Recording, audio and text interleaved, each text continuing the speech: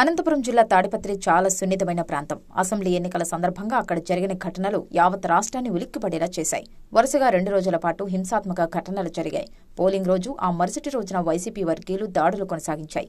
దీంతో తాడిపత్రి పట్టణాన్ని పోలీసులు తమ అధీనంలోకి తీసుకున్నారు. వైసీపీ దాడులకు ప్రతిగా టీడీపీ వర్గీయులు కూడా ప్రతిదాడులకు దిగారు. దీంతో ఓ సీఐ సహా పలువురు గాయపడ్డారు. తాడిపత్రిలో హింసను కట్టడి చేసేందుకు పోలీసులు భారీగా మోహరించారు. అనంతపురం, కర్నూలు, కడప జిల్లాల నుంచి కేంద్ర బలగాలు, పోలీసు సిబ్బందిని రప్పించారు. పట్టణంలోని ఎమ్మెల్యే పెద్దారెడ్డి, మున్సిపల్ చైర్మన్ జేసీ ప్రభాకర్ రెడ్డి నివాసాల వద్ద పటిష్ట బందోబస్తు ఏర్పాటు చేశారు. తాడిపత్రిలో పదే దాడులు జరుగుతున్నా ఎన్నికలకు ముందు, ఆ తర్వాత పోలీసులు ముందస్తు చర్యలు తీసుకోకపోవడంపై విమర్శలు వెల్లువెత్తుతున్నాయి. తాడిపత్రి గొడవల్ని అరికట్టేందుకు రంగంలోకి దిగిన డీఎస్పీ వీఎన్కే చైతన్య తీరుపై జనం మండిపడుతున్నారు. గతంలో తాడిపత్రిలో పనిచేసిన డీఎస్పీ చైతన్య అధికార పార్టీకి వీర విధేయుడని, సిట్టింగ్ ఎమ్మెల్యే ఏం చెబితే అదే చేస్తారనే ఆరోపణలు ఉన్నాయి.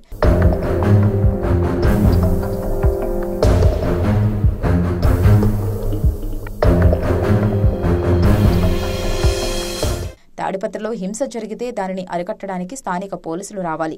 కానీ వైసీపీ నేతల దాడులు, ఘర్షణలను అదుపు చేసేందుకంటూ ఆ పార్టీ అరాచకాలకు కొమ్ము కాసే అధికారి అయిన డీఎస్పీ వీఎన్కే చైతన్యాన్ని పంపించడం తీవ్ర వివాదాస్పదమవుతోంది.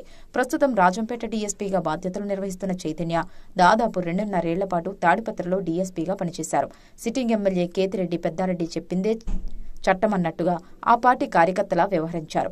ముందు నుంచి టీడీపీ నేతలు, కార్యకర్తలే లక్ష్యంగా భౌతిక దాడులకు దిగి వారిపై అక్రమ కేసులు బనాయించారు. తాజాగా తాడిపత్రి గొడవల నేపథ్యంలో చైతన్య లాంటి అధికారిని రప్పించడమేంటి అని విమర్శలు వస్తున్నాయి. కేతిరెడ్డి పెద్దారెడ్డిపై వీర విధేయతను, వారి అరాచకాలకు కొమ్ము కాసే చైతన్య ఇదే అదునుగా పేట్రేగిపోయారు. తన బృందంతో కలిసి తాడిపత్రిలోని టీడీపీ నేత జేసీ ప్రభాకర్ రెడ్డి ఇంటికి వెళ్లి టీడీపీ కార్యకర్తలను లాఠీలతో కొట్టారు. 35 మంది కార్యకర్తలను అదుపులోకి తీసుకుని ఎక్కడికో తరలించారు. ఈ ఘటన వెలుగు చూశాక పోలీసు ఉన్నతాధికారులు ఎవరికి వారే చైతన్య తాడిపత్రికి ఎలా వచ్చారో, ఎవరు పంపించారో తమకు తెలియదంటూ తప్పించుకునే ధోరణిలో మాట్లాడటం విశేషం.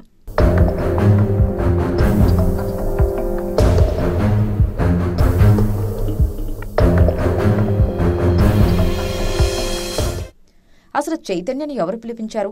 ఆయనకు తాడిపత్రికి సంబంధం ఏంటని విమర్శలు వస్తున్నాయి. వైసీపీ అధికారంలోకి వచ్చాక 2020 అక్టోబర్ నుంచి 2023 ఏప్రిల్ వరకు దాదాపు 2.5 ఏళ్ల పాటు డీఎస్పీగా పనిచేసిన చైతన్య వైసీపీ ఎమ్మెల్యే కేతిరెడ్డి పెద్దారెడ్డి సేవల్లో తరించారని అంటుంటారు. డీఎస్పీ చైతన్య అన్నమయ్య జిల్లా రాజంపేటను విడిచిపెట్టి అనంతపురం జిల్లా తాడిపత్రికి వెళితే అనంతపురం, అన్నమయ్య జిల్లాల ఎస్పీలకు, అనంతపురం రేంజ్ డీఐజీకి అసలు తెలియదంటున్నారు. చైతన్యను తాడిపత్రికి ఎవరు పిలిపించారో తనకు తెలియదని అనంతపురం ఎస్పీ అమిత్ బర్దర్ చెప్పడం హాస్యాస్పదం. ఇంతకంటే దారుణ వైఫల్యం ఏముంటుందని టీడీపీ నేతలు మండిపడుతున్నారు.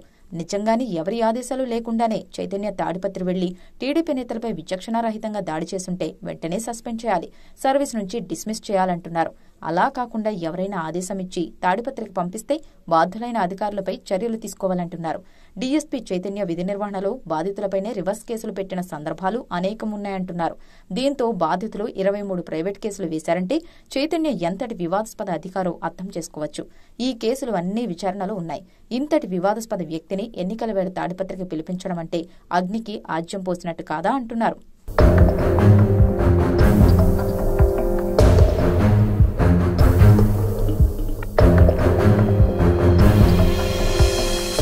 డీఎస్పీ చైతన్య ఎంట్రీ తర్వాత తాడిపత్రిలో పోలీసులు బాష్పవాయువును ప్రయోగించడంతో మున్సిపల్ చైర్మన్ జేసీ ప్రభాకర్ రెడ్డి అస్వస్థతకు గురవడంతో ఆయన్ని హైదరాబాద్లోని కిమ్స్ ఆసుపత్రికి తరలించి చికిత్స అందిస్తున్నారు.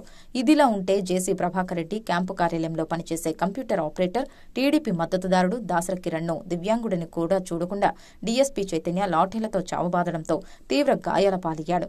ప్రాణాపాయ స్థితిలో కొట్టుమిట్టాడుతున్న కిరణ్ను స్థానిక సీఐ వెంటనే తాడిపత్రి ప్రభుత్వ ఆసుపత్రికి తరలించి చికిత్స అందించారు. తనను ఆసుపత్రికి ఎవరు తీసుకువెళ్లారో తెలియదంటున్నాడు బాధితుడు. అక్కడ తనపై దాడి చేయించింది గతంలో తాడిపత్రిలో పనిచేసిన డీఎస్పీ చైతన్య అని, తాను ఏం తప్పు చేశానని ప్రశ్నించాడు.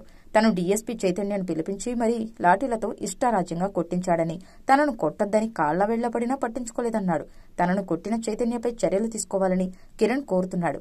మొత్తం మీద డీఎస్పీ చైతన్య అంశం హాట్ టాపిక్ అవుతుంది.